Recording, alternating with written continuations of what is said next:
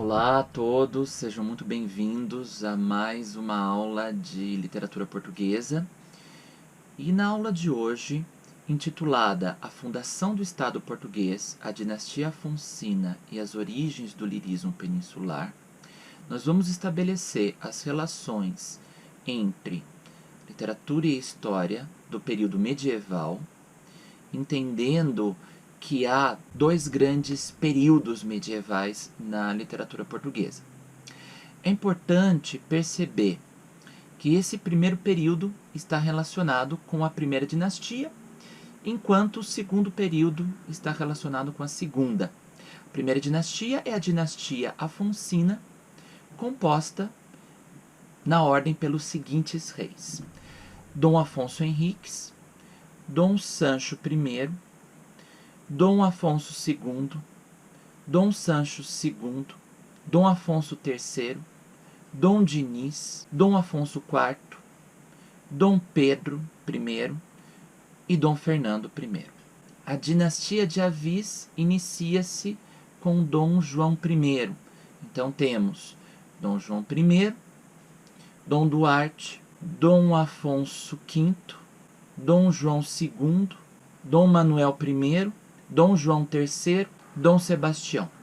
É importante percebermos o seguinte, que o primeiro documento português registrado em termos literários data de 1189 ou 1198, não se sabe bem, que é a Cantiga da Ribeirinha ou Cantiga da Guarvaia, de Paio Soares de Taveirós, que foi uma cantiga de amor feita para uma senhora aristocrática. Então, qual a proposta da aula de hoje?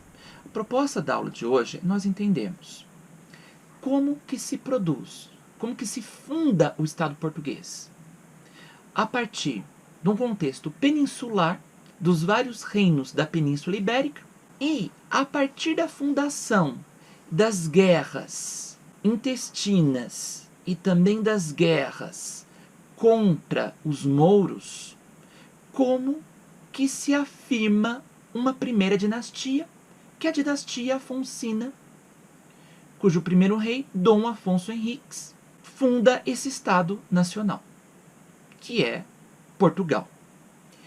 E qual a relação entre o desenvolvimento econômico, social, no período dessa dinastia, com a produção peninsular, com a produção de uma literatura que a princípio podemos chamar de uma literatura galaico-portuguesa e como essa produção vai se tornando portuguesa. É interessante nós entendermos o contexto da Idade Média para que nós tenhamos em mente como se organizava a estrutura social daquela época. Se nós pensarmos entre 1100 e alguma coisa até 1300 e pouco, nós podemos ver que a pirâmide social era assim composta.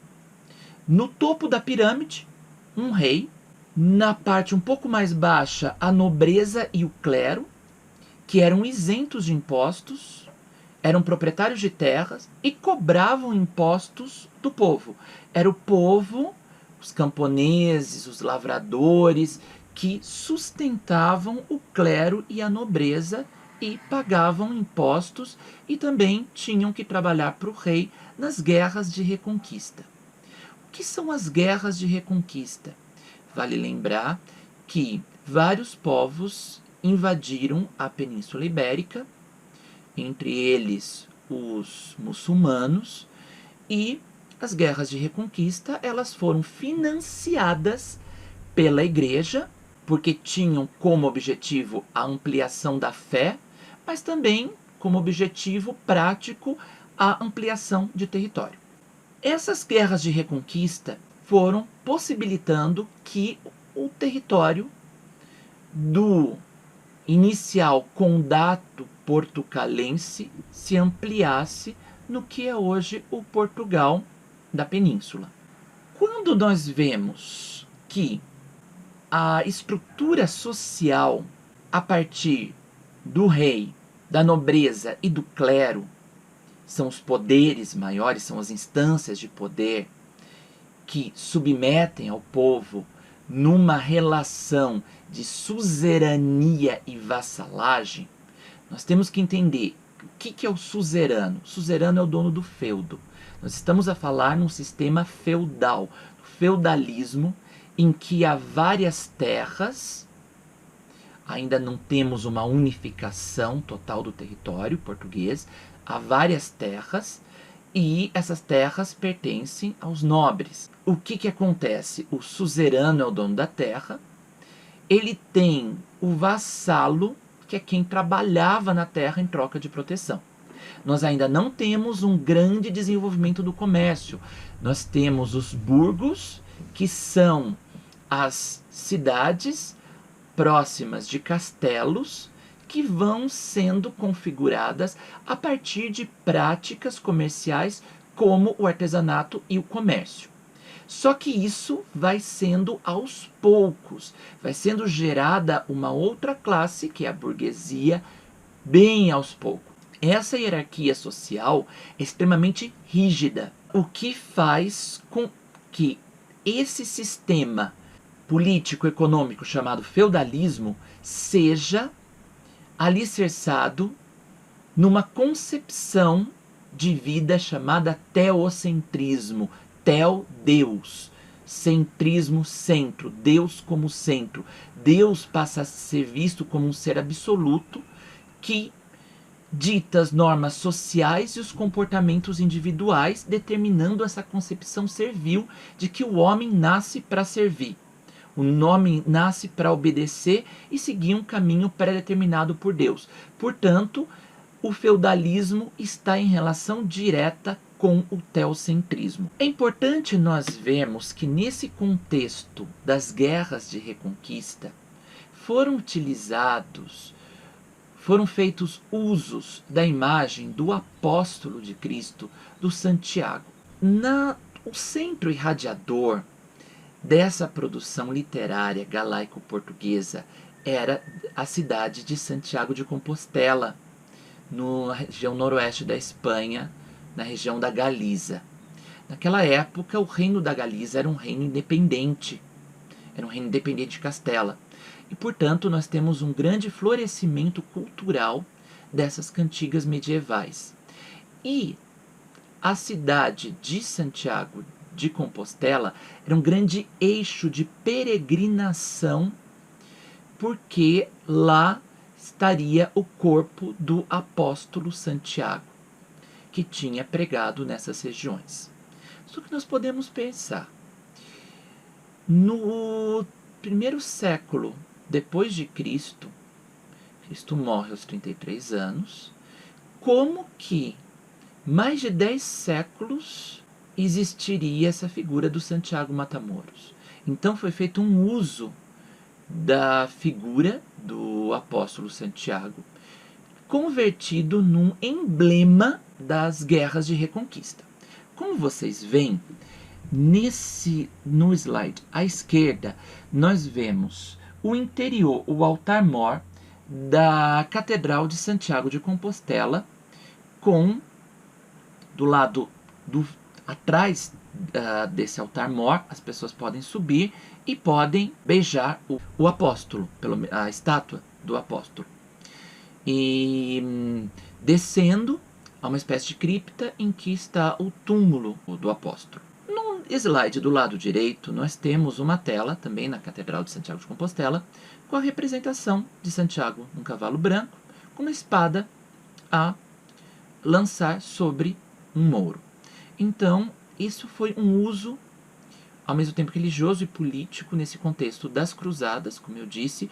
A religião estava muito próxima, igreja e Estado estavam muito próximos, uma vez que o teocentrismo justificava o feudalismo, como eu já vos disse, e a igreja tinha todo esse poder, tanto que a maior parte do conhecimento, a maior parte da preservação do que sobrou de documento do Império Romano foi preservado pela igreja.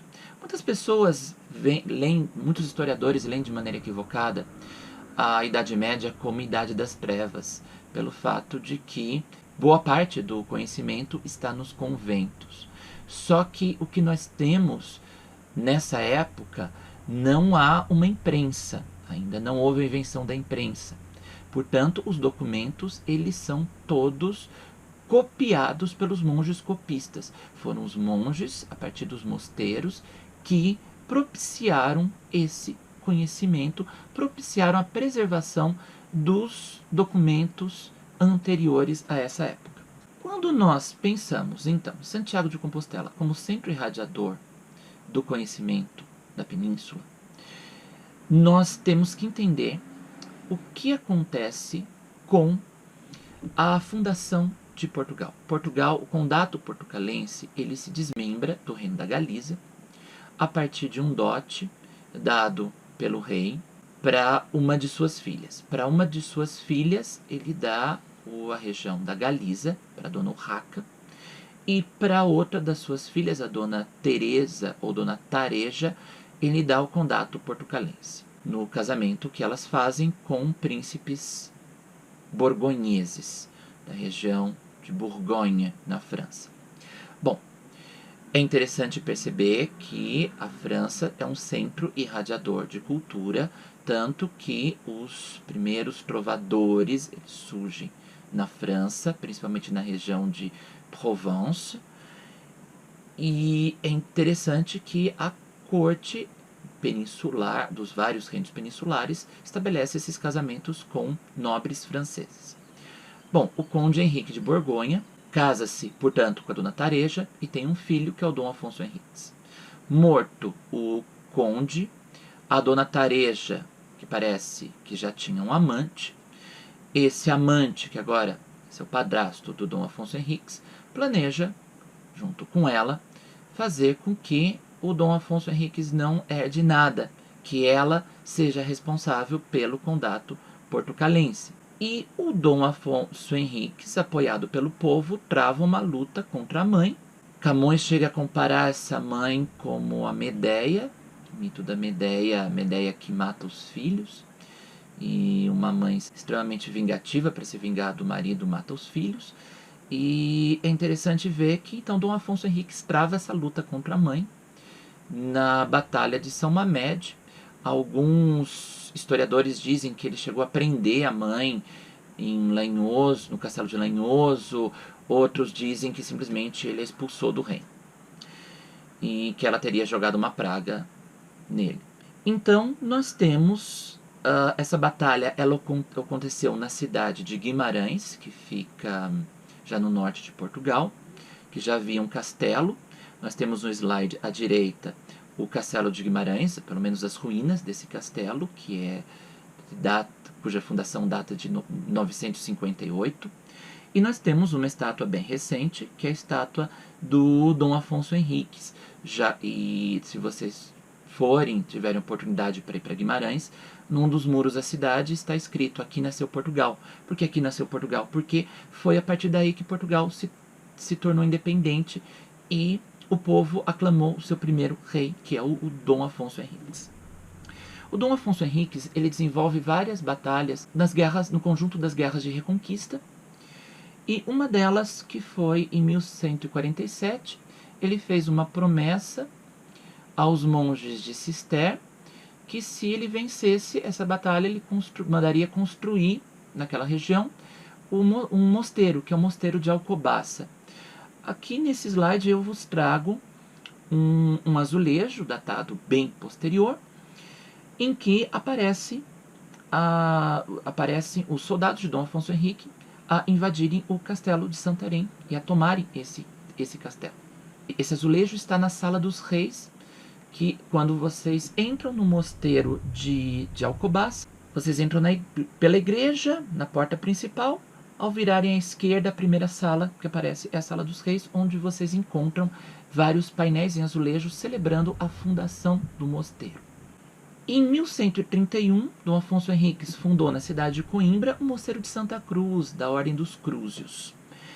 E esse mosteiro foi muito restaurado, nós temos, do máximo, na construção em calcário, no portal, tanto Dom Afonso Henriques como o seu filho Dom Sancho I ajudaram na construção desse mosteiro, e eles estão enterrados lá.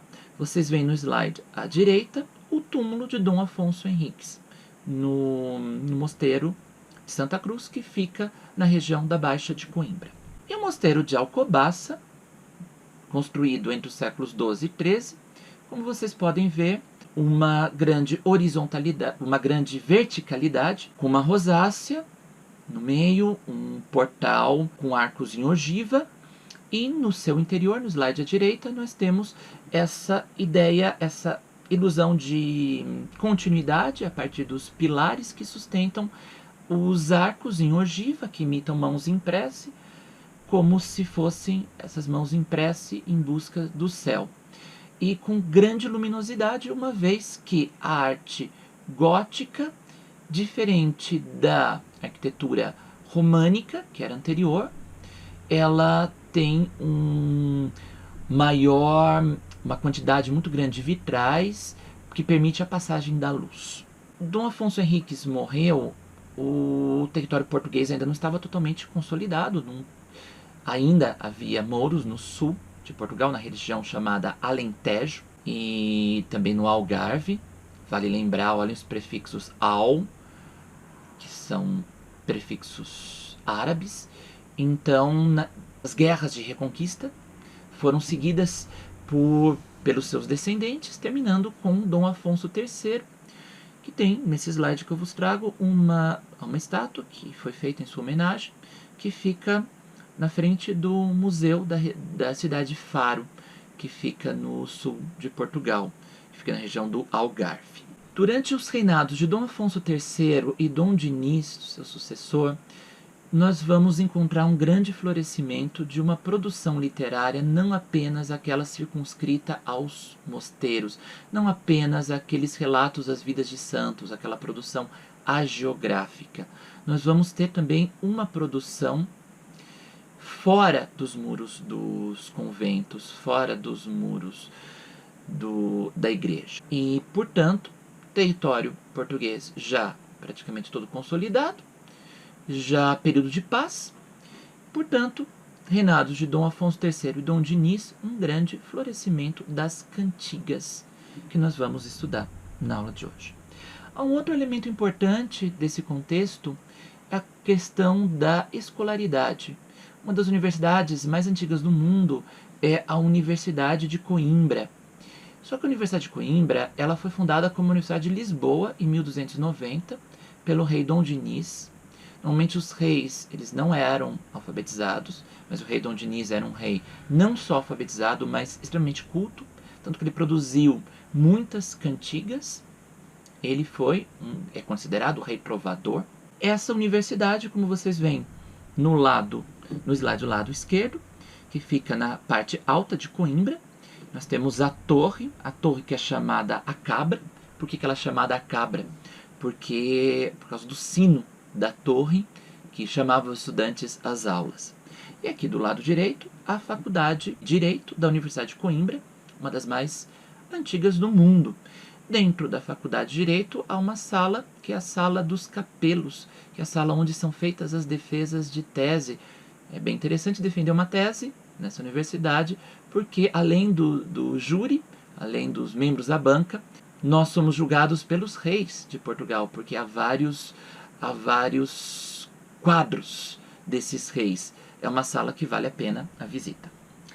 Bom, em 1290, então no reinado de Dom Dinis, com a fundação da Universidade de Lisboa, que depois foi transferida para Coimbra, então o conhecimento passou a ser sistematizado, conhecimento fora da igreja.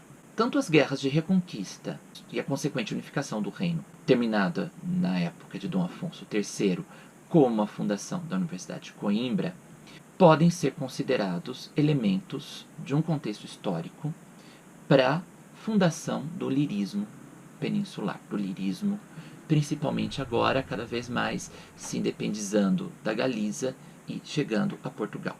Quando nós estudamos as cantigas, é interessante nós pensarmos o seguinte: essas cantigas medievais, as cantigas líricas, Amor e Amigo, e as satíricas, Escárnio e Maldizer, eram poemas feitos para serem cantados e bailados ao som de instrumentos musicais como flauta, viola, alaúde.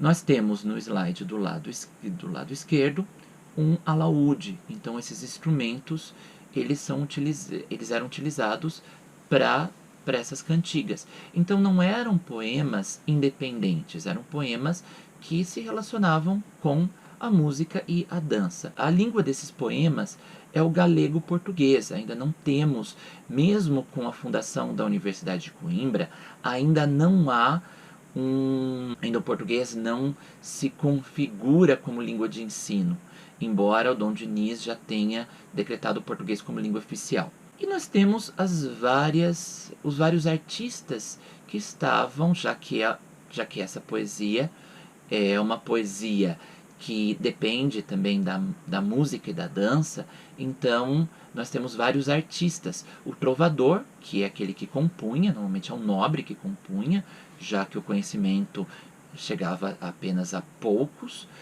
O segrel, que era um nobre falido. O jogral, que ele compunha e cantava, que não era nobre. O menestrel, que era um cantor contratado da corte. Então essas cantigas, elas tinham um ambiente principalmente palaciano, um ambiente da corte. E não havia tanta preocupação em registrar essas cantigas. Elas eram cantadas, elas tinham uma estrutura muito fácil de paralelismo, de refrão, para que elas fossem memorizadas. E muitas vezes se recuperava o último verso de uma estrofe, recuperava-se na próxima. Significa que muitas delas se perderam.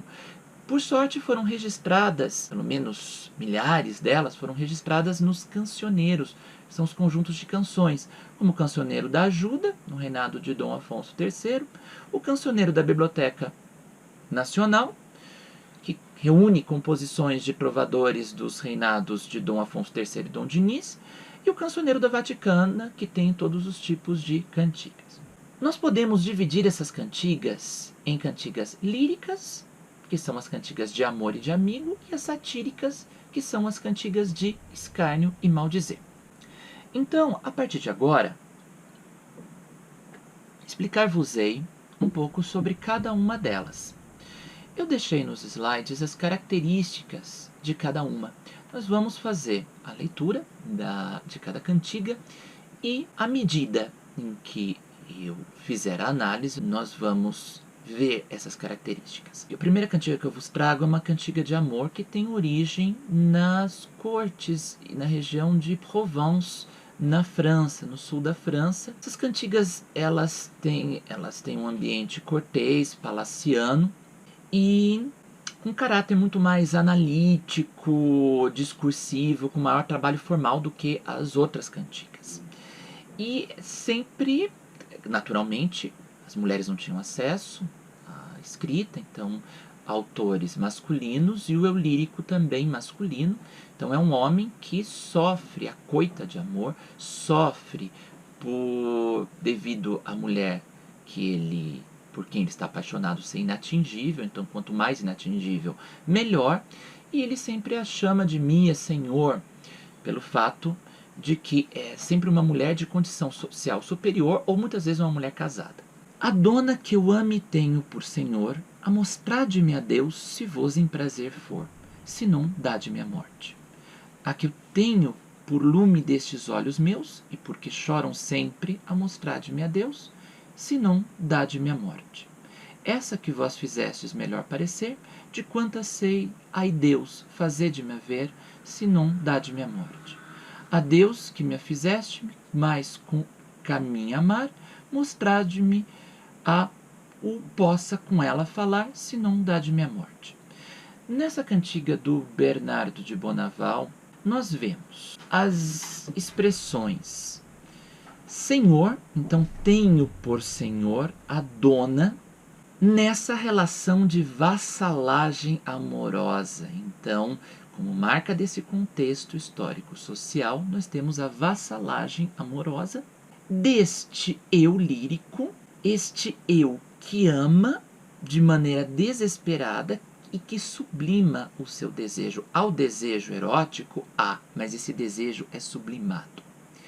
Nós podemos ver nas 4 estrofes a mostrar-de-me a Deus, nas 2 primeiras a mostrar-de-me a Deus, mostrar-de-me a fazer-de-me a ver. Então, há um certo paralelismo semântico, porque não há tanta variação a mostrar-de-me a e fazer-de-me a ver. Entretanto, nós podemos fazer uma leitura a partir do mostrar e do ver, de mostrar-me e fazer-me ver. Nós temos Deus em todas as estrofes, não nos esqueçamos o contexto teocêntrico medieval. Nós temos este eu que sofre de amor, é a existência, esse eu existe porque existe essa mulher que é vista como lume destes olhos meus. Essa mulher que é como se fosse a luz que dá essa vida, dá a existência para esse sujeito. Porque esse sujeito, sem essa mulher, ele é um sujeito vazio. É um sujeito, tanto que pede, nos imperativos, nas suas súplicas a Deus, senão dá-de-me a morte. É interessante perceber que há uma espécie de evolução do sentimento sublimado. Uma vez, esse sentimento tinha que ser sublimado, uma vez que o amor era um amor cortês, e já que a mulher muitas vezes era casada, ou muitas vezes de condição social superior ao do autor, era necessário, portanto, haver uma mesura, uma discrição, um comedimento. Só que aqui se insinua a mostrar-de-me, nas 2 primeiras estrofes, depois fazer-de-me a ver. Mostrar e ver já é uma gradação. E depois mostrar-de-me a o possa com ela falar, onde eu possa com ela falar. Há uma certa aproximação do eu lírico, da sua súplica a Deus, para que haja uma proximidade com essa mulher. A próxima cantiga que eu vos trago é uma cantiga de amigo, feita pelo rei Dom Dinis. E as cantigas de amigo, ao contrário das cantigas de amor, tem uma origem mais palaciana. As cantigas de amigo têm uma origem popular, origem autóctone da Península Ibérica e sempre com um espaço do ambiente rural. E é interessante que o eu lírico é feminino. O autor é masculino, mas o eu lírico é feminino. Ou seja, o autor escreve entendendo a psicologia feminina, vendo como que a mulher escreveria, como que a mulher se lamentaria a ausência do amado. Então o tema o assunto dessas cantigas é a ausência do amado, que foi para as guerras de reconquista, ou que simplesmente abandonou a mulher. E as expressões são amigo, amado, namorado, amante, e sempre com uma natureza mais campestre, mais rural, e uma natureza animista, uma natureza confidente, representada por pinheiros, arvoredos, riachos, córregos, lagos, muitas vezes até as aves que chamam a mulher à realidade para anunciar o amanhecer. Sempre essa mulher em confidência ou com a natureza, ou com a mãe, ou com as amigas. Muitas vezes há várias modalidades dessas cantigas, como as cantigas, as barcarolas, as cantigas mais pastoris, as cantigas de romaria. Sempre essa mulher num espaço mais doméstico, na casa, no campo, sempre ambiente rural, e essa natureza animista que participa das confidências. O interessante é que poucas vezes a natureza responde, e eu vos trouxe de propósito uma cantiga em que a natureza responde aos apelos deste eu lírico feminino que sente a ausência do amado, que queixa-se pela ausência do amado. Ai flores do verde pino, Se sabedes novas do meu amigo, ai Deus e o é. Ai flores, o verde ramo. Se sabedes novas o meu amado, ai Deus e o é. Se sabedes novas o meu amigo, aquele que mentiu do que pôs comigo, ai Deus e o é. Se sabedes novas o meu amado, aquele que mentiu do que m'ha jurado, ai Deus e o é. Vós me perguntastes por vosso amigo, e eu bem vos digo que é sano e vivo, ai Deus e o é. Vós me perguntastes pelo vosso amado, e eu bem vos digo que é vivo e sano, ai Deus e o é. E eu bem vos digo que é sano e vivo, e será vós quanto prazo saído, ai Deus e o é. E eu bem vos digo que é vivo e sano, e será vós quanto prazo passado, ai Deus e o é. Nós percebemos nessa cantiga o espaço rural, o espaço da natureza, das flores do verde pino, em estrutura paralela, num paralelismo semântico, porque é praticamente sinônimo, flores do verde pino, flores do verde ramo. E as palavras amigo, amado, amigo, amado, amigo, amado, praticamente uso apenas dessas duas palavras para se referir ao namorado que partiu para a guerra. O refrão, ai Deus e o é, em todas as estrofes. E das estrofes 1 a 4, nós temos a voz do eu lírico feminino, se sabedes, essa voz dirigindo-se às flores do verde pino ou às flores do verde ramo, em busca das notícias deste amado que partiu. E da quinta estrofe até a última, muda-se o ponto de vista, muda-se a voz, e nós temos a voz do verde pino, das flores do verde pino, das flores do verde ramo, que respondem a essa mulher inquieta. Vós me perguntastes, eu bem vos digo. E nós vemos esta outra voz a informar a volta desse amado, que será vós canto prazo saído, que será vós canto prazo passado, o prazo para servir nas guerras de reconquista.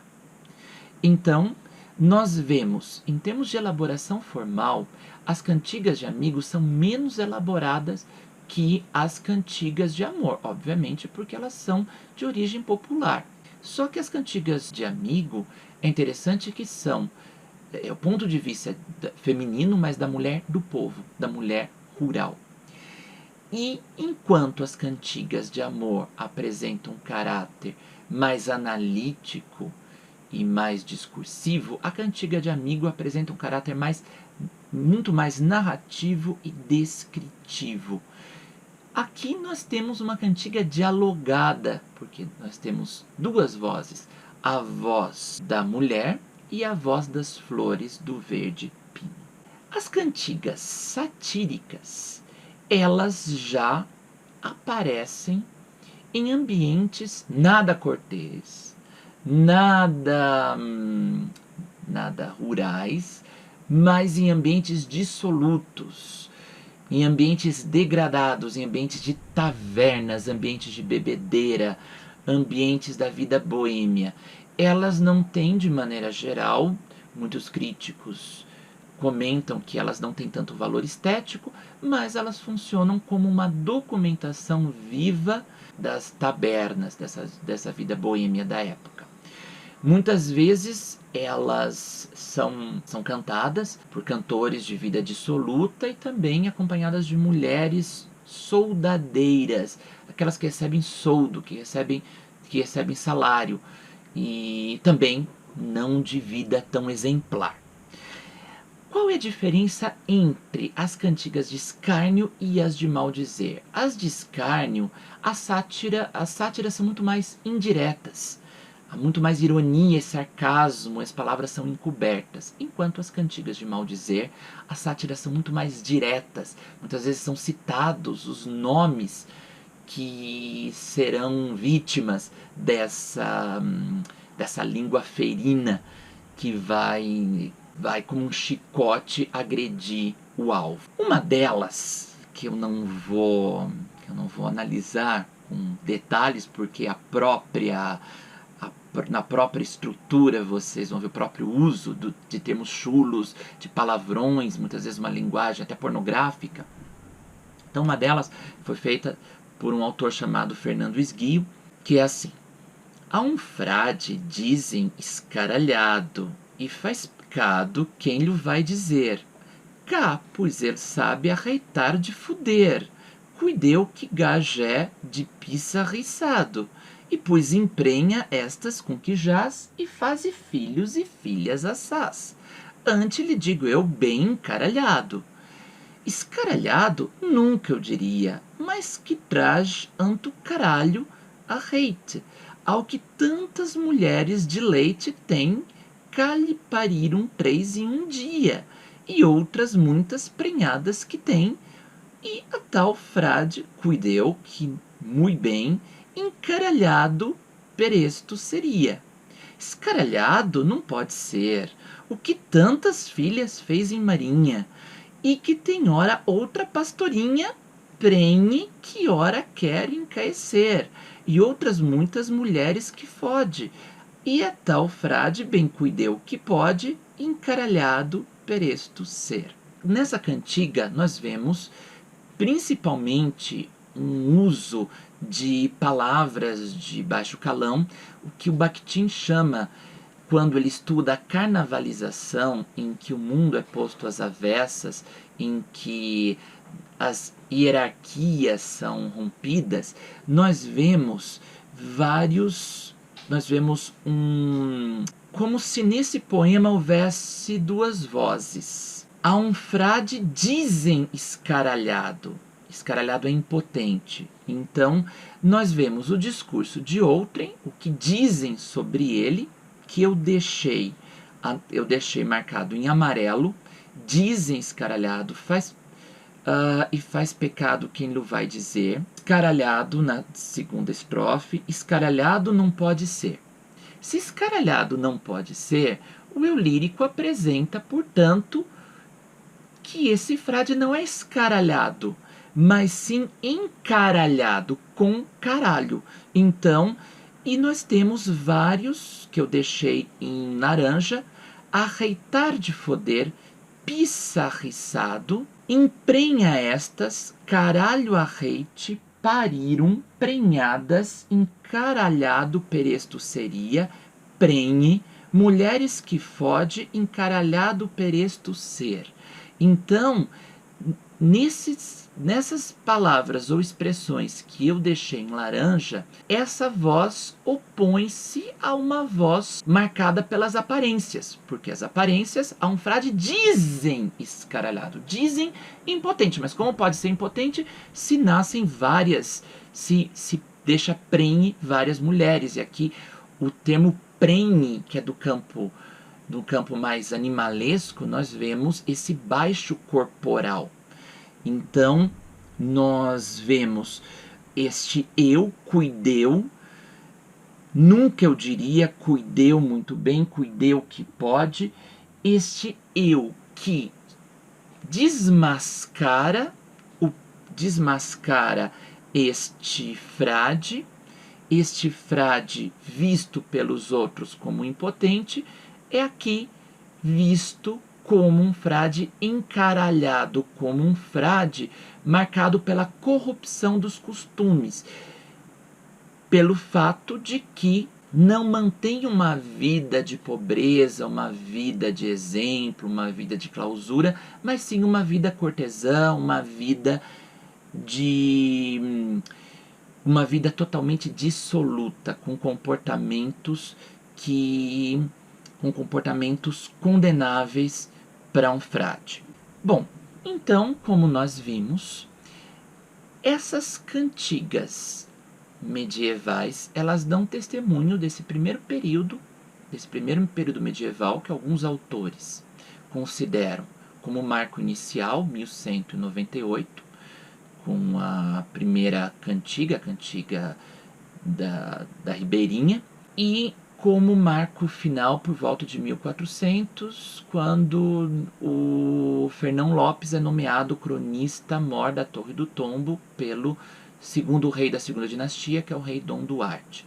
Então, nesse período, nós temos uma arte poética em relação com outras artes, como o canto e a dança.